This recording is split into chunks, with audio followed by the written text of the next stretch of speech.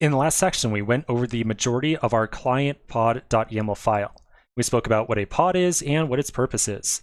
We also spoke about the spec section down here a little bit, but we have not yet spoken very much about this metadata section. Now, very quickly on metadata, the name is pretty much what you would expect. It's going to name the pod that gets created, and this is mostly used for a lot of logging purposes. We're going to see the name of client pod used when we start using kubectl to print out information about our running cluster at the terminal. Now, the other piece of information inside of metadata is labels right here with component web, and that's very tightly coupled to the other config file that we're going to start to discuss right now. So in this section, we're going to focus on the second config file we put together, the one with a kind of service. So let's talk about what's going on inside here. All right, so at this point, we've spoken about the object with type pod.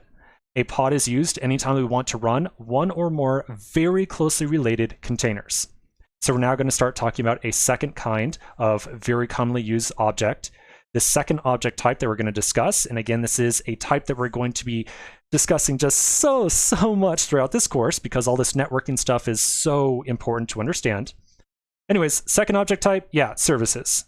We use this object type anytime we want to set up some amount of networking inside of a Kubernetes cluster.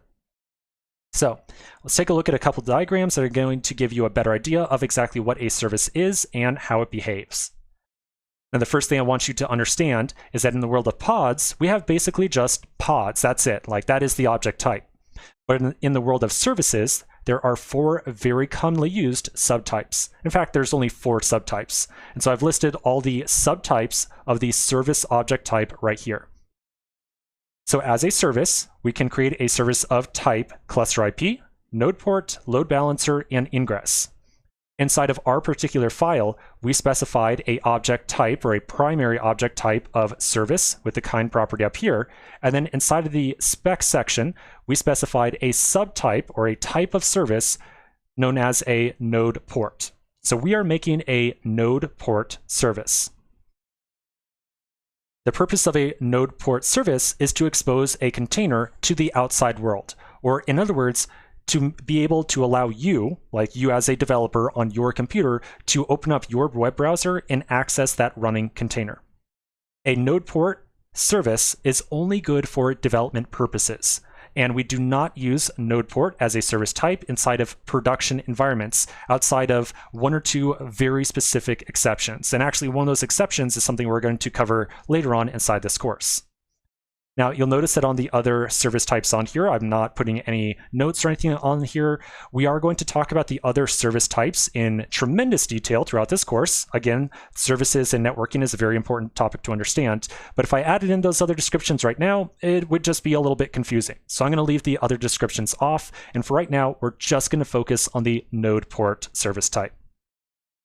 Okay, so again, node port is something that we use to expose a container to the outside world and essentially allow you and I to access that container inside of our browser. Now, I want to show you a series of diagrams to give you a better idea of what this service is doing for us. So inside this diagram, the overall blue box is our computer. And so at some point in time, you and I are going to want to open up our browser and connect to that multi-client container that is running inside of our pod. That pod and the container inside of it are running on the local Kubernetes node. Remember, this is the VM created by Minikube that is running on your local machine. Now, when we create that service of type node port, it's going to set up a communication layer between the outside world and the container running inside of that pod. You'll notice that there's another box on here called the kube proxy. Every single node or every single member of a Kubernetes cluster that we create has a program on it called the kube proxy. The kube proxy is essentially the one single window to the outside world. So anytime that a request comes into a node, it's going to flow through this thing called the kube proxy. This proxy is going to